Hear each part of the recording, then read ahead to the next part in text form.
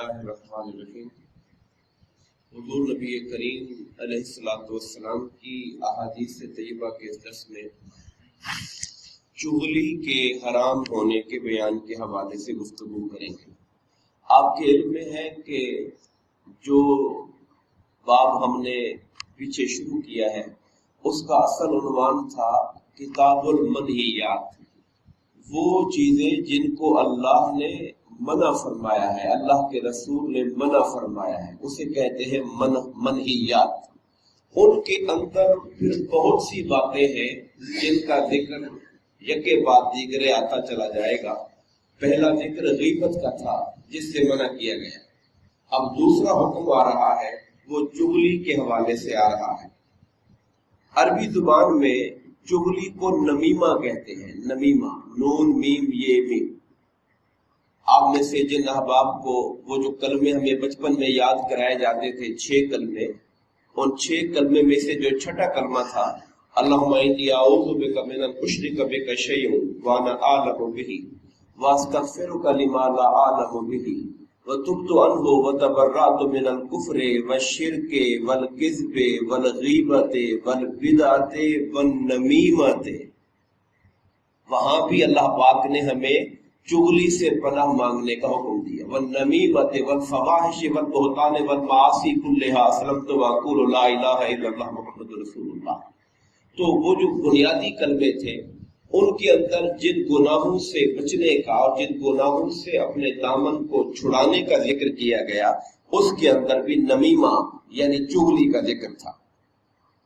कुरान मजीद की सूरह नून की आयत नंबर 11 में अल्लाह ताला ने हुजूर नबी करीम अलैहिस्सलाम के जमाने का काफिर का सरदार था वलीद बिन मुगीरा। उसने आका करीम अलैहिस्सलाम के दीन के बारे में और सरकार के बारे में जब कुछ नापसंदीदा बातें की तो अल्लाह ताला ने उसके जो ऐब गिनवाए, उन ऐबों में एक ऐब था हम्मास मशाइम बिन नमीम, ताने देने वाला और चलता फिरता चुगलखोर है वो। यानी उसके ऐबों में से एक ऐब बयान किया कि वो चुगलियां करता है, चुगलखोरी करता है। चुगली कहते किसको है, इसकी तारीफ क्या है? चुगली असल में फसाद की नीयत डालने से, फसाद डालने की नीयत से एक की बात दूसरे को पहुंचाना। इरादा क्या है कि मैं झगड़ा पैदा करूं, फसाद पैदा करूं, इनके दरमियान दूरियां पैदा करूं, नफरत पैदा करूं। एक की बात उठाना और दूसरे को पहुंचाना। वो ठीक भी हो सकती है, गलत भी हो सकती है। वो भले ठीक हो लेकिन अगर नीयत दुरुस्त नहीं है तो वो नमीमा कहलाएगी, चुगली कहलाएगी, फसाद की नीयत। और ये बात कुरान मजीद की ये आयत करीमा हमेशा ध्यान में रखी है। सूरह काफ की आयत नंबर 18, मा यल्फिज़ु मिन कौलिन इल्ला लदैहि रकीबुन अतीद। आदमी मुंह से कोई लफ्ज भी ऐसा नहीं निकालता मगर एक निगहबान फरिश्ता उसको लिखने के लिए तैयार बैठा होता है। इसमें झूठ हो, गीबत हो, चुगली हो, किसी भी तरह की बुराई जो इंसान अपने मुंह से करता है, अल्लाह पाक ने हमें डराया कि मुंह से निकलने वाली बात का ख्याल करना कि तुम्हारे मुंह से निकलने वाला एक एक लफ्ज हमारे निगहबान फरिश्ते लिख रहे हैं और उसका हिसाब व किताब देना पड़ेगा। हजरत हुज़ैफा रज़ी अल्लाह तआला अन्हु से हदीस पाक मरवी है और ये मुत्तफ़क़ अलैह हदीस है, यानी बुखारी शरीफ में भी मुस्लिम शरीफ में भी आई। आका इनामदार अलैहिस्सलाम ने फरमाया कि जो ला यदखुलुल जन्नत नम्मामुन, चुगलखोर जन्नत में दाखिल नहीं होगा। माज़अल्लाह, अस्तग़फिरुल्लाह, यानी इतना सख्त गुनाह है। असल गुनाह क्या है? वो लोगों के दरमियान नफरत पैदा करना है। असल गुनाह जो है वो लोगों के दरमियान दूरियां पैदा करना है। इस्लाम जोड़ने के लिए आया, इस्लाम मोहब्बत का दीन है और हमारा रब हमें वो तरीके समझाता है हमारे आका जिससे मोहब्बतें बढ़े। आका इनामदार अलैहिस्सलाम ने सहाबा किराम से फरमाया, तुम में से कोई शख्स जन्नत में दाखिल नहीं हो सकता जब तक कि वो मोमिन ना हो जाए।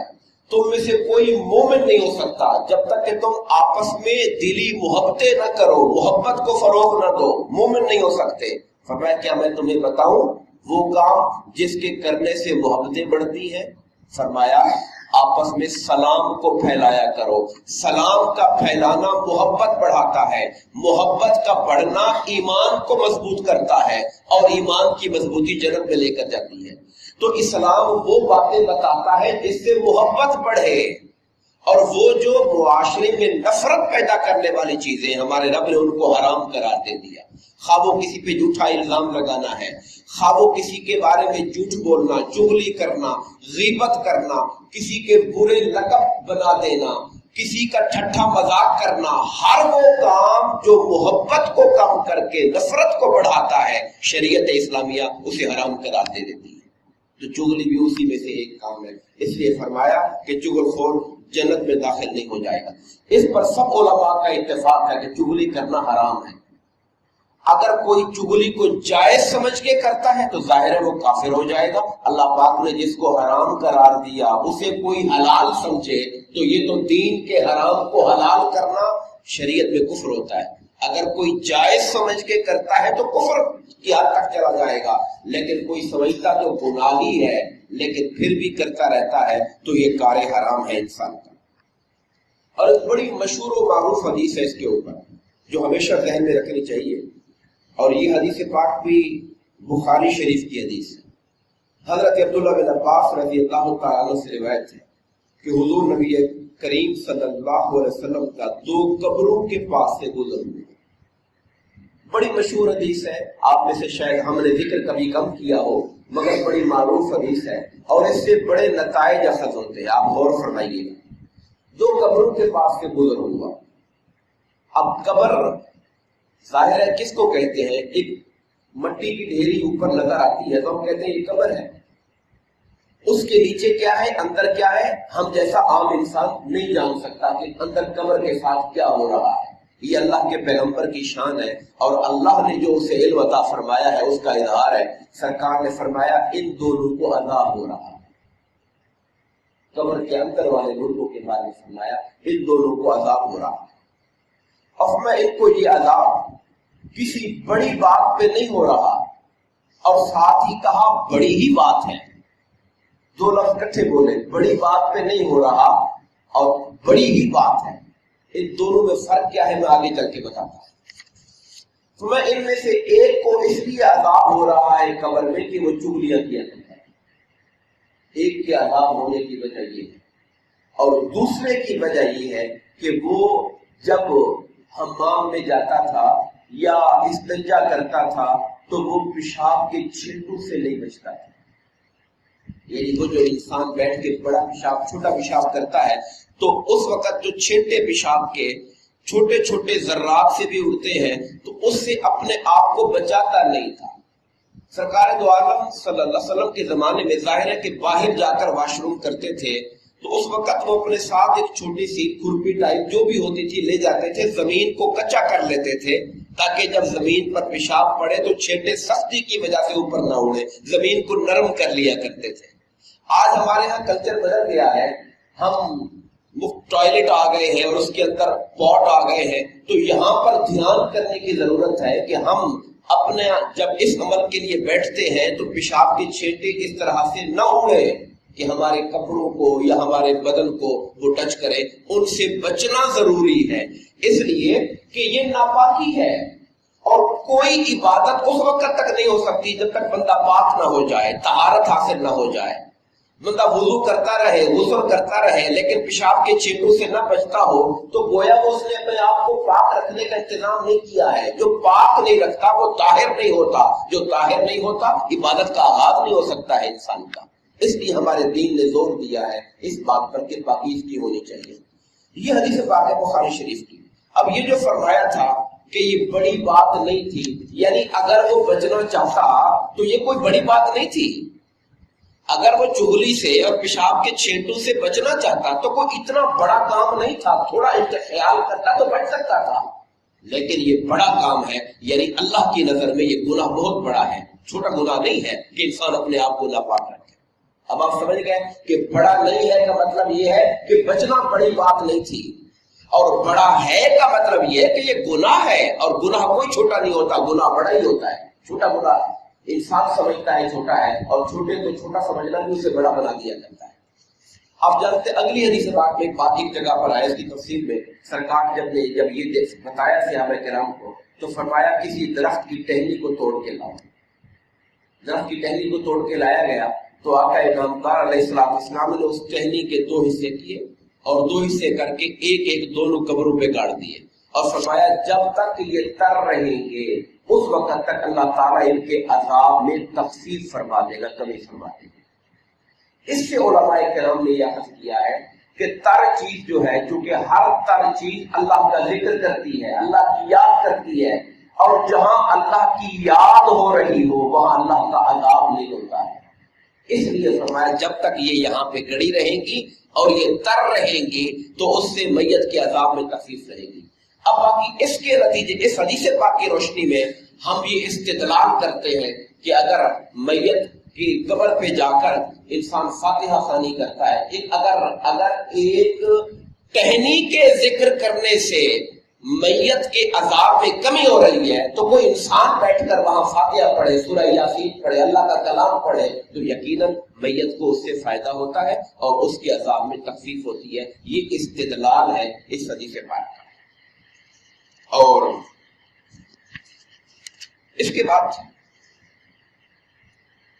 انہوں نے اگلا باب باندھا امام نووی رحمۃ اللہ تعالی علیہ نے، اور اس کا عنوان رکھا ہے لوگوں کی باتیں بلا ضرورت حکام تک پہنچانا منع ہے۔ یعنی جو حاکم ہے، جو ججز ہے، عدلیہ ہے، پولیس ہے، جو فیصلے کرتے ہیں بلا وجہ لوگوں کی باتیں، لوگوں کی خرابیاں ان تک نہ پہنچائی جائے جب تک کہ کوئی واقعتاً ایسا پرابلم ہو جس سے معاشرے کو نقصان پہنچنے کا خطرہ ہو۔ حدیث پاک اس کے اندر جو لے کر آئے ہیں حضرت عبداللہ بن مسعود رضی اللہ تعالیٰ عنہ سے روایت ہے کہ سرکار نے فرمایا میرے صحابہ میں سے کوئی شخص کسی کی کوئی بات مجھ تک نہ پہنچایا کرے۔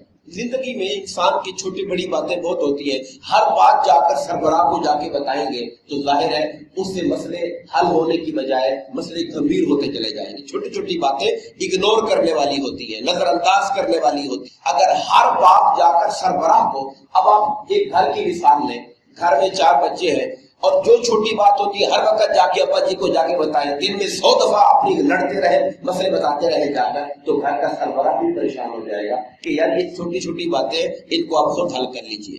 تو آقا نے فرمایا کہ میرے صحابہ میں سے کوئی بندہ مجھے کسی کی بات نہ پہنچایا کرے، اس لیے کہ میں اس بات کو پسند کرتا ہوں کہ میں تمہارے درمیان سے اس حال میں نکلوں کہ میرا سینہ صاف ہو۔ بعض اوقات ایسا ہوتا ہے کہ کوئی 2 بندے باتیں کرتے ہیں، اس نے تیسرے کے بندے کے بارے میں اپنا تبصرہ کر دیا ہے، اب وہ تبصرہ اٹھا کے پہنچانا فلاں بندہ تیرے بارے میں یہ کہہ رہا تھا، تو اس کا سینہ اس کے دل میں ظاہر ہے اس کے بارے میں کدورت آ جائے گی، دل کے اندر تھوڑی سی ایک بری سوچ آ جائے گی، یار وہ میرے بارے میں ایسی بات کرتا ہے، حالانکہ اس نے تبصرہ کرتے ہوئے اپنا کوئی تبصرہ کر بھی دیا تھا تو یہ دوسرے کے پاس امانت ہوتا ہے، بلا وجہ اسے آگے پہنچانے کی ضرورت نہیں ہوتی، الا یہ کہ کسی کا جانی کوئی مالی نقصان ہونے کا خطرہ ہو تو یقیناً بتانا چاہیے، لیکن بلا وجہ چھوٹی چھوٹی باتیں منتقل کرنے سے دلوں میں کدورتیں پیدا ہوتی ہیں۔ دعا فرمائیے اللہ تبارک و تعالی ہم سب کو ہمارے آقا کریم علیہ الصلوۃ والسلام کی تعلیمات کو سمجھنے اور عمل کرنے کی توفیق عطا فرمائے، آمین۔ وما علینا الا البلاغ المبین۔